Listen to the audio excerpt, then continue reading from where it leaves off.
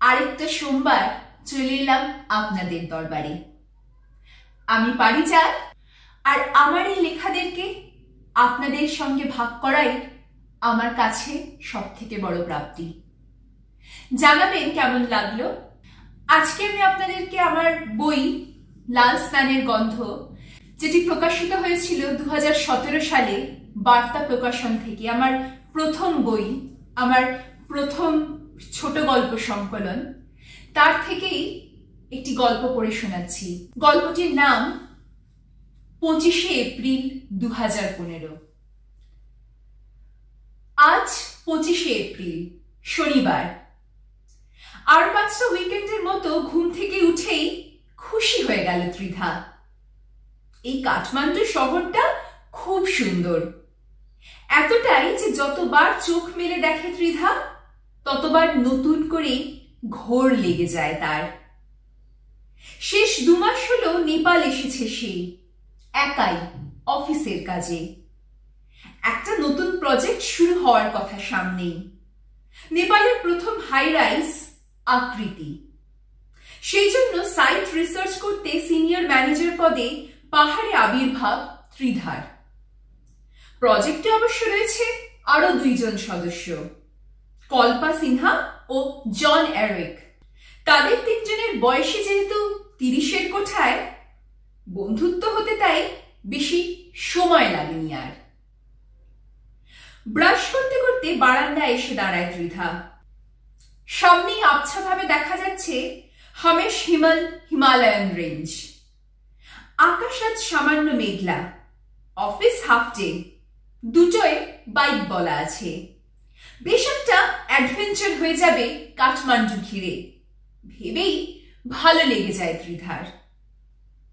সঙ্গী থাকবে অবশ্যই তার সেই 2 বন্ধু কল্পা আর জন। হঠাৎ মনে হলো কলকাতায় মা তো একা।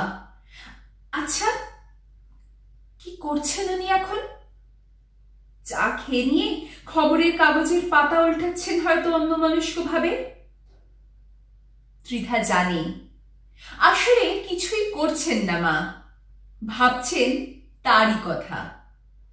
মেয়ে কি করছে, কি খাচ্ছে, তার যে সব চিন্তা তাকে ঘিরেই। উফ, মাকে এক্ষুনি বলতে হবে এই বাইক ট্রিপটার কথা। মা চমকে যাবেন একদম। না না, এখন না বলাই অবশ্য ভালো। মা তো চিন্তা করবেন অযথা। ত্রিধাদের বিশাল বড় পরিবার। এখন অবশ্য সবাই ছড়িয়ে ছিটিয়ে গেছে। তারা কিছুটা পুরনো পন্থীও। একা একজন মেয়ে নেপালে চাকরি করতে চলে গেছে, সেটাই তারা এখনো ঠিক মতো মেনে নিতে পারেননি। তার উপর বাইক ট্রিপ। থাক বাবা, দরকার নেই। না, আর দেরি করার সময় নেই ত্রিধার। চটপট জলখাবার তৈরি করে খেয়ে নিয়ে বেরিয়ে পড়ে সে। অফিসের পিকআপ ভ্যান গেস্ট হাউস থেকে তাকে তুলে নেয় সকাল ঠিক 9টায়। মোটামুটি 20-25 মিনিট পাহাড়ি রাস্তায় এঁকে বেঁকে অফিস পৌঁছেই ত্রিধার মনটা আরো ভালো হয়ে গেল। জন আর কল্পা দুজনেই রুকস্যাক নিয়ে পৌঁছে গেছে অফিস। ত্রিধাকে দেখেই তারা হৈ হৈ করে উঠল।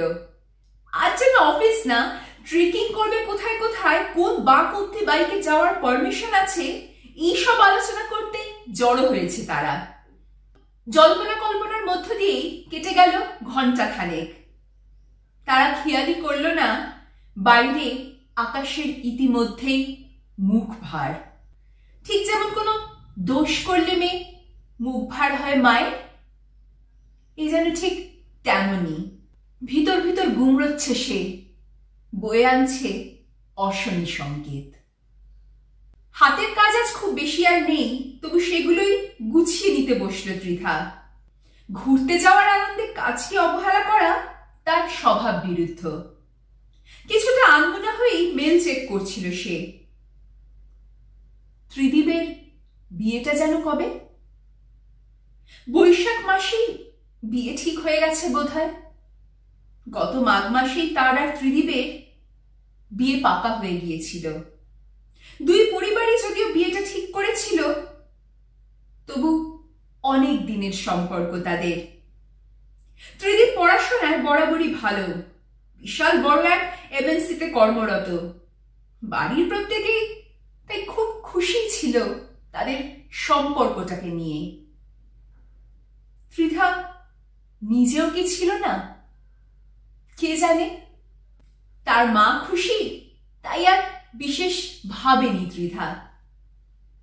বিয়ের 1 সপ্তাহ আগে পাড়ার পার্কে ত্রিদীপ ডেকেছিল তাকে, জানিয়েছিল তার অন্য এই সম্পর্কের কথা।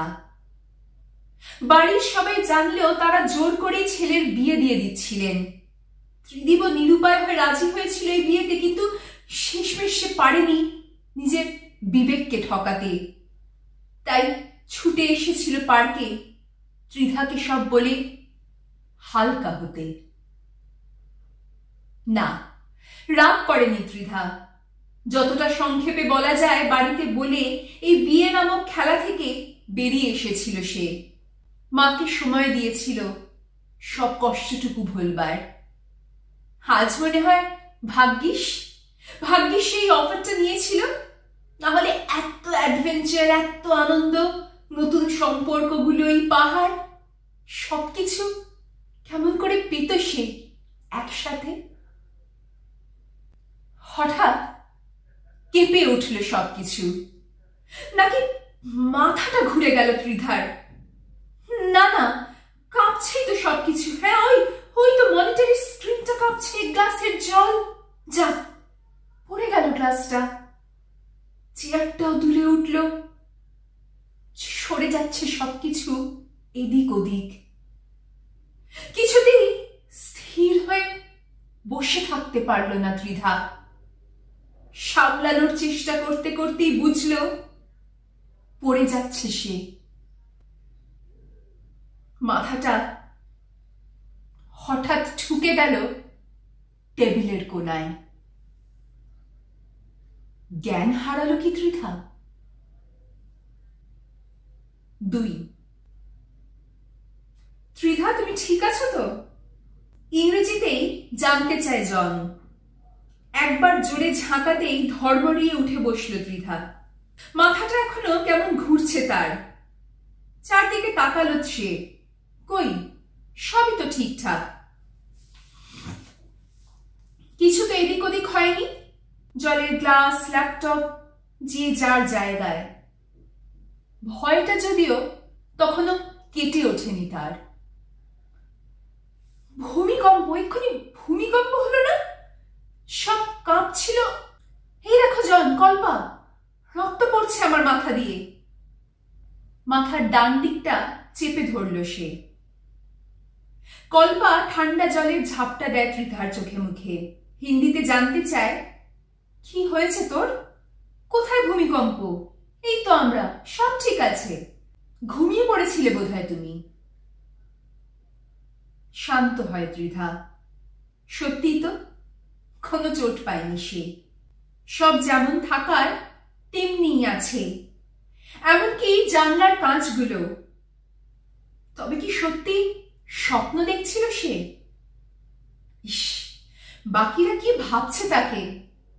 ছি ছি, জন কল্পার সাথে একটু পরে বেড়াতে যাওয়ার কথা, আর ইতিমধ্যে ঘুম। পারেও বটে সে, সত্যি। মাঝে কতবার বলতো ঘুমোলে হুঁশ থাকে না তোর। তা বলে এরকম ভাবে হঠাৎ? এসব নিয়ে অবশ্য বেশিক্ষণ ভাবার সময় পেল না ত্রিধা। তাড়াতাড়ি উঠে ফ্রেশ হয়ে নিল সে। জন আর কল্পা অনেকক্ষণই তৈরি। বাইকও সব চলে এসেছে 1টার সময়। ত্রিধার জন্যই পিছল গোটা ট্রিপটা। ভাবতেই খারাপ লাগছে একটু। চটপট লাঞ্চ সেরে ফেলল তারা। খাওয়ার সময় মাকে তার সব থেকে মনে পড়ে। পৃথিবীর সবচেয়ে বড় রাঁধুনির রান্না মুখে রোচে না তার মায়ের হাতে তৈরি ডাল ভাত আর আলুর পোস্ত পেলে।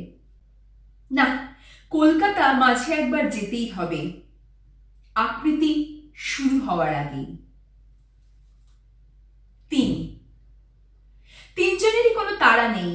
ধীরে সুস্থে কাঠমান্ডুর প্রায় সব দ্রষ্টব্য স্থানই দেখে নিল জন, কল্পা আর ত্রিধা। কোথাও যদিও নামল না বিশেষ। এই বহমানতাই তাদের মূল পাওয়া।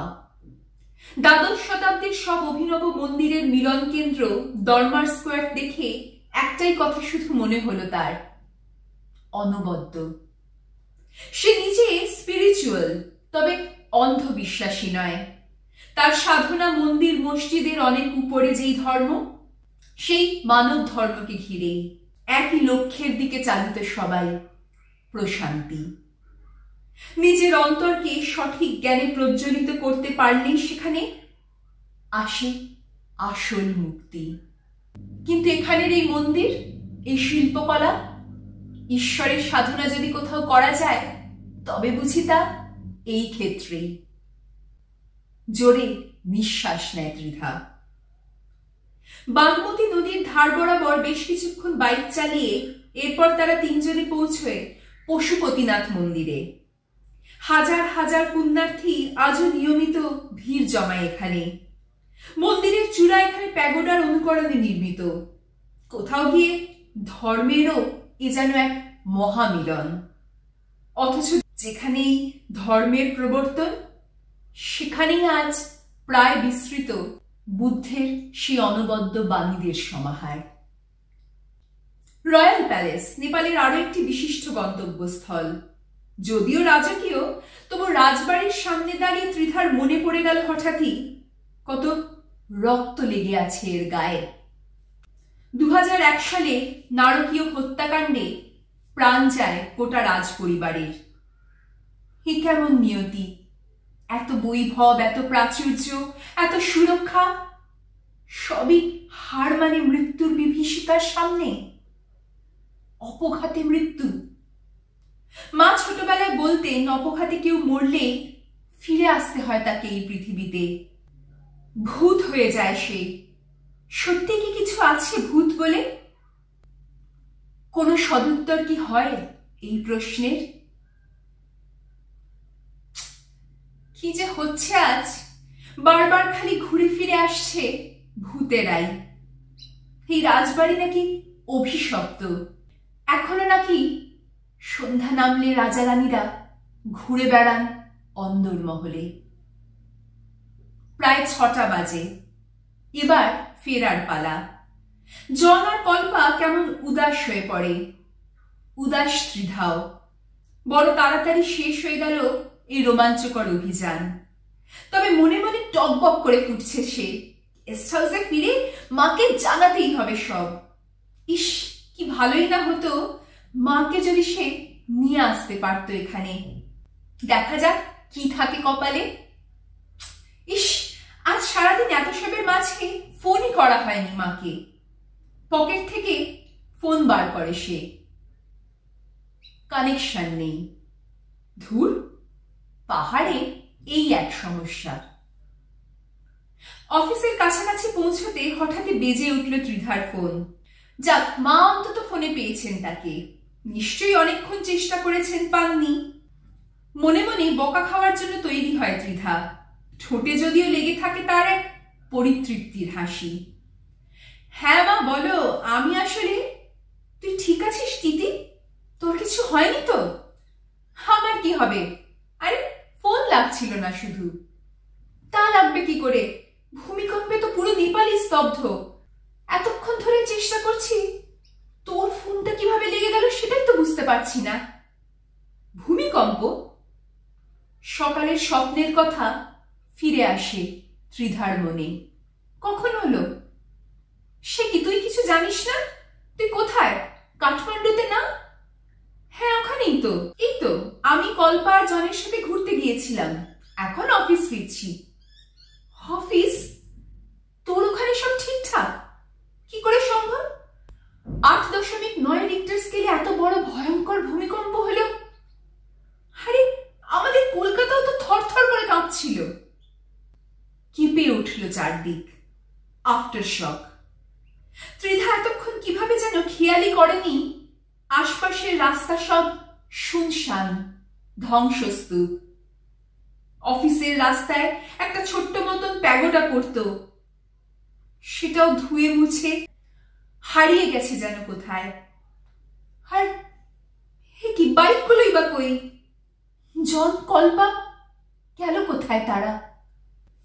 চারিদিকে তো শুধু হাহাকার। ফ্যাল ফ্যাল করে তাকিয়ে থাকে ত্রিধা। যেদিকে তাকাচ্ছে সে শুধু ধ্বংসের খেলা। তাহলে এই বাইক ট্রিপ, জন কল্পা সবটাই স্বপ্ন, কিচ্ছু নেই তার? মাথায় তার যে চোট লেগেছিল তাতেই কি জ্ঞান হারিয়ে ফেলেছিল সে? এই যাত্রা পথে হুল্লোড়ে আনন্দ মজা সবটাই স্বপ্ন।